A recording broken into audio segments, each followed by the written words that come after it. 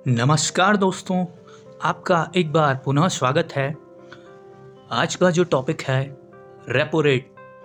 Repo rate के बारे में आप अक्सर न्यूज़ या न्यूज़पेपर में तो सुनते ही होंगे। तो चलिए आज जानते हैं आखिर क्या है रेपो रेट और वर्तमान में इसका अर्थव्यवस्था और आम जनता पर क्या प्रभाव देखने को मिलता है। तो क्या है repo rate? What is repo rate?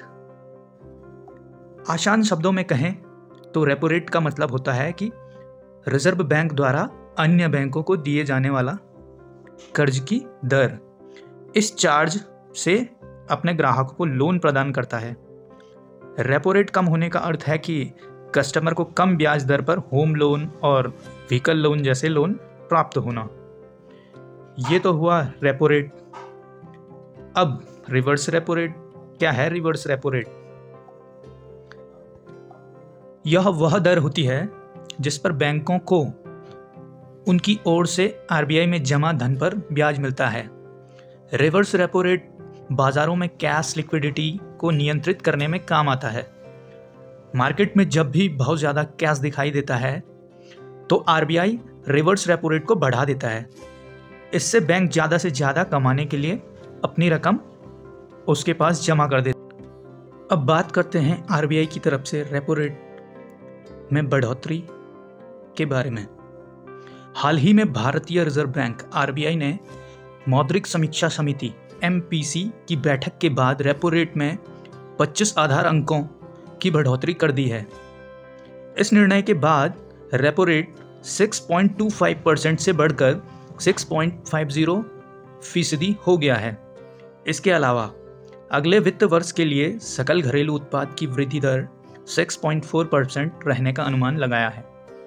साथ ही वित्त वर्ष 2024 में खुदरा मुद्रास्फीति 5.3% रहने की उम्मीद है। मई 2022 के बाद से यह छठी बार है जब रेपो रेट में बढ़ोतरी की गई है। इससे केंद्रीय बैंकों के इस फैसले से बैंकों से मिलने वाला लोन महंगा हो जाएगा।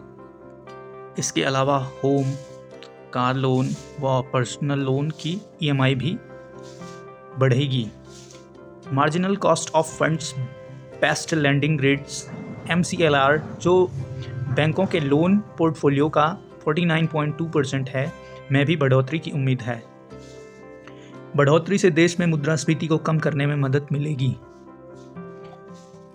गौरतलब है कि रेपो दर आरबीआई की प्रमुख नीति दर है। यह वह दर होती है जिस पर आरबीआई बैंकों को धन उधार देता है। मौद्रिक नीति समिति एमपीसी मुद्रास्फीति लक्ष्य को प्राप्त करने के लिए आवश्यक नीति दरों को निर्धारित करती है। यह 6 सदस्यीय समिति है। इसका गठन आरबीआई अधिनियम 1934 की धारा 45 ZB के तहत किया गया। धन्यवाद।